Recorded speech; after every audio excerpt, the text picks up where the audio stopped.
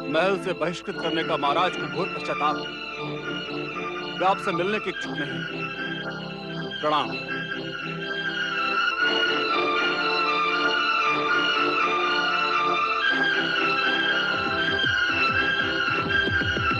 सुदंत, तुम और वज्रसेन दोनों मेरे क्रोध के प्रकोप से बच नहीं सकते।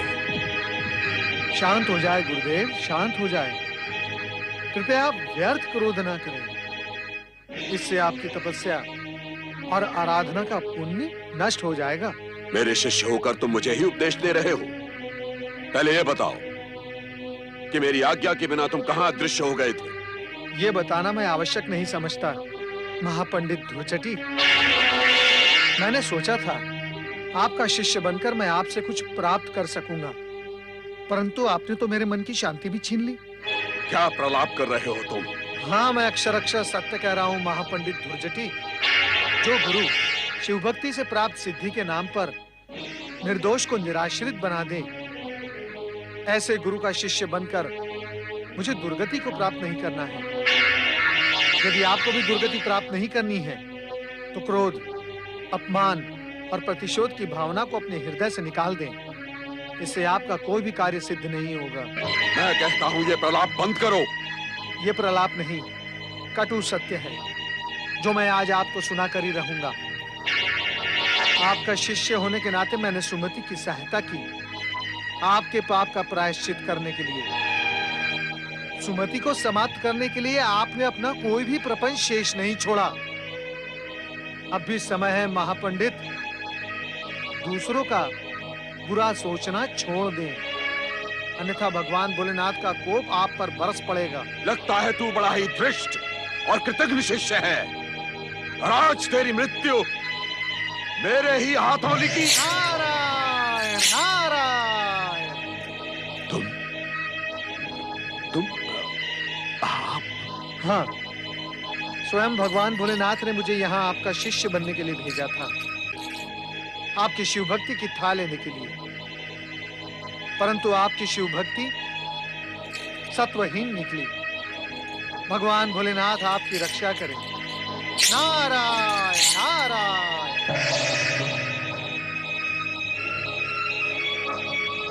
देवर्षि नारद,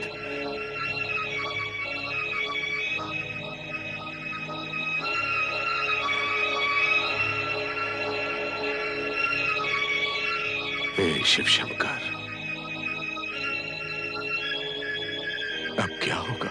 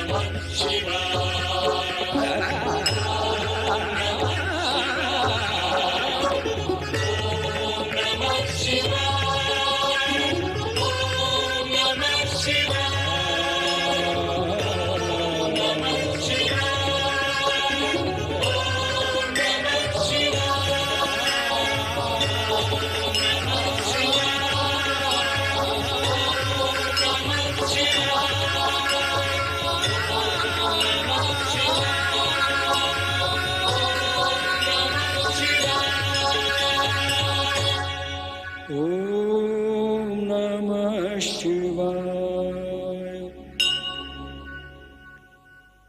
नमः शिवाय। नमः